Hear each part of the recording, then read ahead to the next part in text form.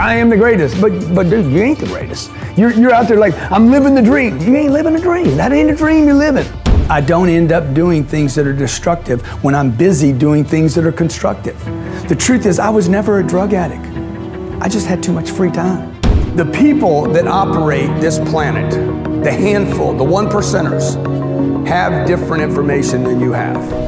Need motivation? Watch a top 10 with Believe Nation. Top 10, I got a top 10. Got my motivation high for my top 10. Gotta learn from the wise women and men. All my life, like 9 and 9. For my top 10, top 10, 9 and 9. This one's for my top 10. He's Grant Cardone, and here's my take on his top 10 rules of success, volume 17.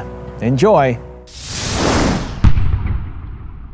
Okay, let's kick it off with rule number 1. Push yourself. Muhammad Ali said he was the greatest. I am the greatest. He said that before he got in the ring.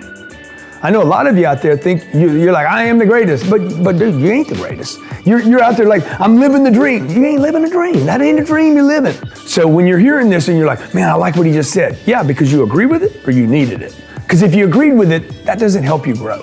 Things that I agree with do not get me my growth. Growth is typically painful. It hurts. Doesn't feel good. I have to push through it, right? Think about the tree roots growing. They're having to push through cement. Probably doesn't feel good. So are you pushing through cement? Are you getting that extra segment in? Are you doing this every day? Are you pushing for the sale? If you can't push yourself, how are you gonna ever push somebody else? In the completion of an activity, in the successful completion of an activity is where, ladies and gentlemen, you will find yourself. Rule number 2, get addicted to productivity. I don't end up doing things that are destructive when I'm busy doing things that are constructive. The truth is, I was never a drug addict. I just had too much free time and made bad choices. This planet is filled with bad choices. Pornography, strip joints, casinos. If you were filled up all day long with activities, if you were addicted to productivity, if you were junkied out on potential, you wouldn't have time for all the other garbage. I wouldn't spend money on stuff I don't need. When is that money spent? When do we waste most of our money on this planet? During the holidays, when we have free time. When do you spend your money? When do you go in debt? On the holidays, free time. So if I can just stay busy, if I can use time and create time. How do I create time? I have 24 hours and I'm gonna jam as much in those 24 hours as I can, and then I'll let you worry about me burning out, because that's what I'll hear next. What about burnout? When you're gonna burn out? Look, I'm 60 years old. The more I do, the more I can do, and the younger I get. The more I do, the younger I feel. The more I do, the younger my body feels. I'm not gonna burn out. I'm not a candle. I'm not wax. Rule number 3, show up. Oh, hey, a lot of people talking about showing up. Some people denigrating on my showing up rule. It is, ladies and gentlemen, not 80% of success, regardless of what anyone tells you. It is probably more like 99.9% of success. And anybody that says otherwise is just trying to get some attention unnecessarily, because I already love all you guys. Check it out. Like, if you don't show up, you have no chance of anything happening. And once you show up, physically show up, then you got a chance of the rest of you showing up and you being freaking unbelievable superstar. But if you don't show up for the audition, the sales call, the speaking gig, whatever it is, you don't show up for work, man, nothing. If you don't show up and buy that lottery ticket, you can't win it. Then you got to get a little lucky, then you got to persist, then you got to do all the other things you got to do, but first you got to show up. Rule number 4, don't let others label you. Look, man, I've been labeled OCD, ACD, compulsive obsessive, COD, bipolar. They wanted to put me on lithium, Prozac, all this medication, okay? I mean, real, like serious drugs. I'm not talking about smoking weed on the weekends. And that was supposedly to handle my energy or my creativity or The fact that I didn't like sitting in a chair for 45 minutes at a time in school listening to a history class of something that happened 300 years ago that had nothing to do with me, when I'm sitting there saying, hey, listen, I just want to learn how to make some money, man. So, it's finally when I quit letting everybody, all these average people, label me and said, you know what, I'm going to take this obsessive, compulsive, this whatever this energy is that has been made wrong by society. I'm going to take this energy and I'm not going to suppress it anymore, and I'm going to use it. So for all the kids out there, teenagers that are being mislabeled, millennials a label, man. Introvert is a label. Lazy is a label. Nobody's lazy. Nobody is born lazy. These labels are being given to people incorrectly. And the truth is, nobody's actually lazy, okay? You're not born lazy. You're made lazy. You're allowed to be lazy. You're encouraged to be lazy. You're surrounded by a bunch of people that are lazy, and then you become lazy. People that are being labeled OCD, ADD, ADHD. I think they're geniuses. It's waiting for you. There's this big gift sitting there waiting to bubble up. Don't medicate it and don't push it down. Give it a voice. Let it be greatness and genius rather than something bad. Also, if you want to learn to have more confidence, check out my 254 Confidence series. It's free. The link to join is in the description below. You have to go build self-confidence. Rule number 5, take responsibility. The president of Mexico was on the phone with me today.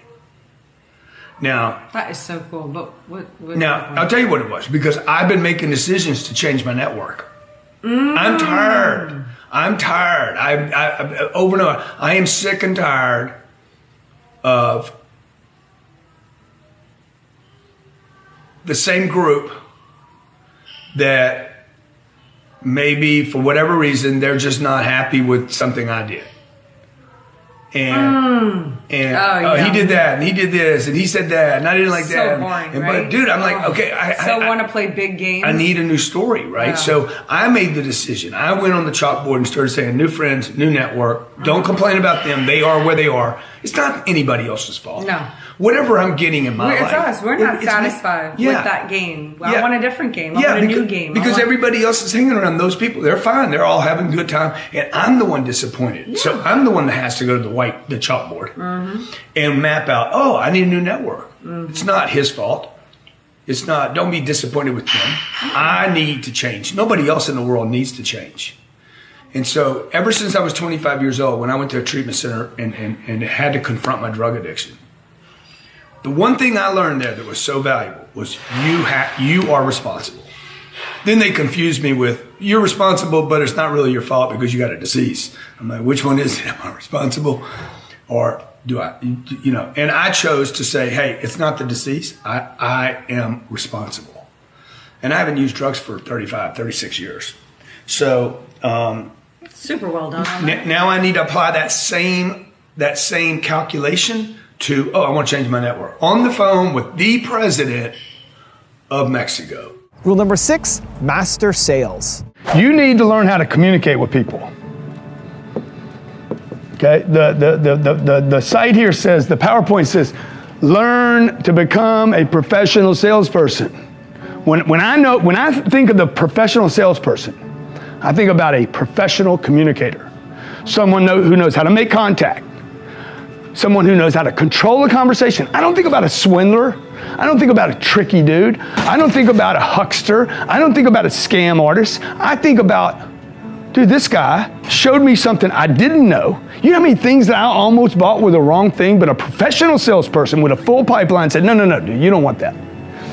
One of the best salespeople I know, a guy named Robert, I'm not going to give his last name because I don't have permission. I'm sure he wouldn't mind.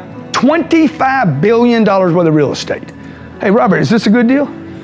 Yeah, but that's not the one I would do. I would buy this one over here if I were you, okay? See, he's a professional. He's a communicator. He'll tell me when I'm doing wrong. He'll tell me when I'm right, tell me when I'm wrong. He'll challenge me. He's not playing games trying to match tones. I saw this video the other day, matching people's tones. Did you see it? Okay, get right at the right moment. At the right moment. Lower your voice. And I don't want to do that. I'm talking about a professional salesperson that doesn't have to rely on tricks because their pipeline's so big. There's 7 billion people on the planet that are qualified and interested in buying your product. You do not need to trick people, and that's why so many people think commission, I don't want to be a salesperson, equals I don't want to be a huckster. Well, you don't have to be if you're a professional. Rule number 7, be obsessed with success. My mother was there for me when I didn't need her to be there for me, okay? She never let me down, but that doesn't mean she pushed me up. You understand the difference? My mom was a great mother. She was always there for me. It didn't mean she pushed me up to the next level, though. Because every time I went to my mom and said, Mom, let me tell you what I'm doing, she would be like, that's awesome. But just, son, remember, I love you just the way you are. How many of you have a parent that will tell you that? Just remember. I was 50 years old and she would still tell me that. She's 70, she was 78 at the time. She's like, just remember, I love you just the way you are. You've done enough. When's enough, Grant? You're doing fine, Grant. I love you just the way you are. Love yourself the way you are, Grant. I'm like, but I don't.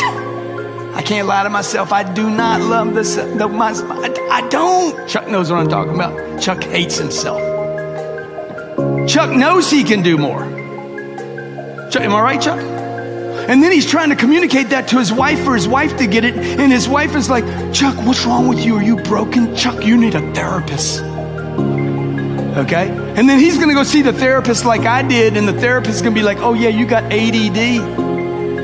You got the OCD. You got the OPD. You got the OCD, ACD, DDD.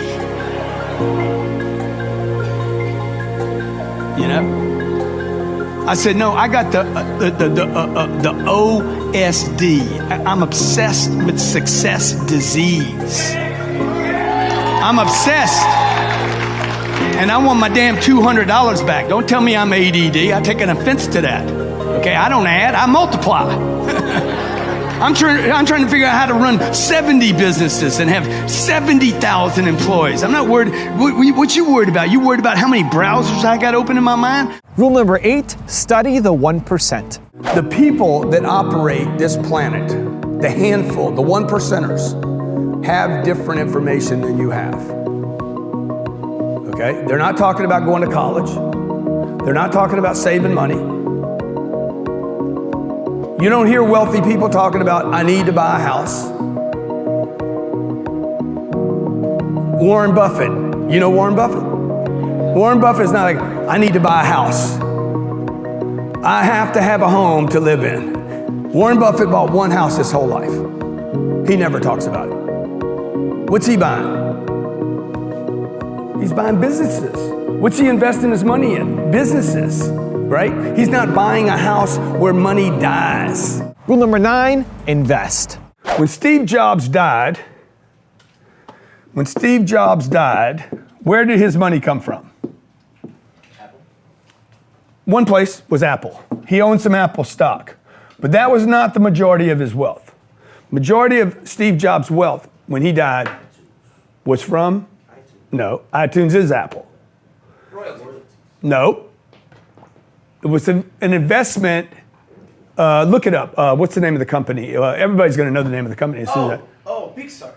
Pixar. He was one of the 3 founders of Pixar.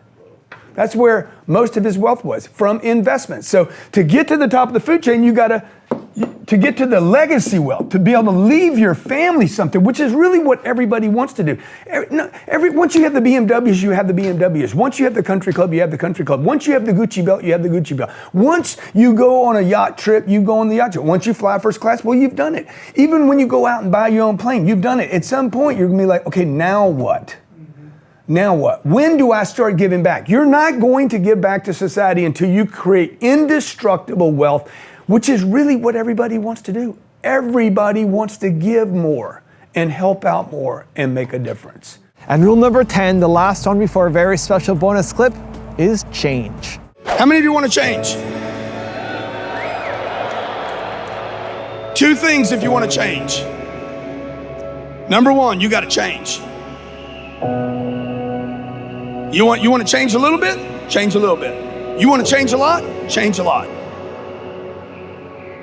To change, you got to change. And number 2, You have to learn how to talk to people. You got to learn how to communicate. You have to learn how to stand on a stage and communicate. Maybe it's not this stage. Maybe it's not 35,000 people. Maybe it's one person. That's a stage. Your house is a stage. You're going to talk to your spouse. Your business is a stage. You're going to be talking to the Treasury Department, selling them. Stop the madness. Stop the madness. We're not going to save money here. We're going to make money here. We're going to go get money here. You're going to have a stage with your lawyer. Your lawyer's going to say, don't do it. Stop the madness. You're a lawyer, dude. I'm running a business. Tell me how we can do it. I don't ask lawyers and accountants for business advice. Record the data, you're an accountant. Do the job, you're the lawyer. Let me run the business into the ground. Okay, we're gonna run it into the ground. We're gonna do it Grant's way. Not the lawyer's way and not the accountant's way. Two things you gotta do to change, folks. You gotta change, and you need an audience. Now, I've got a special bonus clip from Grant on how to 10x your life that I think you're going to enjoy.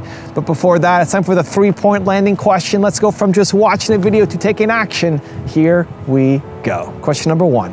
What's one big change that you need to make? Number 2, where do you need to be more productive? And number 3, who are 3 1%ers that you want to study their success?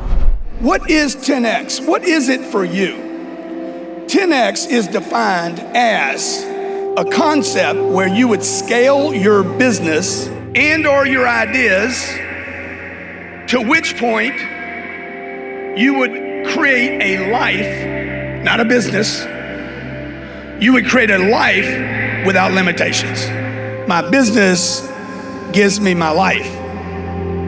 I didn't have that for 20 years. For 20 years, my business had me. Say 10x if you know what I'm talking about. Dude, your business owns you. I'm worried about it, scared about it, concerned about it, won't spend money over it, worried about the next thing, worried about the lawsuit, worried about the threats, worried about the competition. That's not freedom. 10x, how big would my ideas, how big would my business need to get that I could be protected? Freedom. How can I get some freedom? In America, we live in a place where freedom is pitched every day. Land of the brave. Is it land of the brave? Home of the brave, land of the free.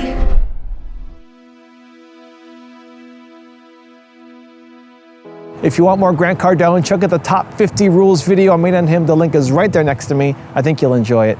Continue to believe, and I'll see you there. If you're not going to work, like a 10-hour day is a short day for me. I hear more people promoting this 4-hour idea, okay?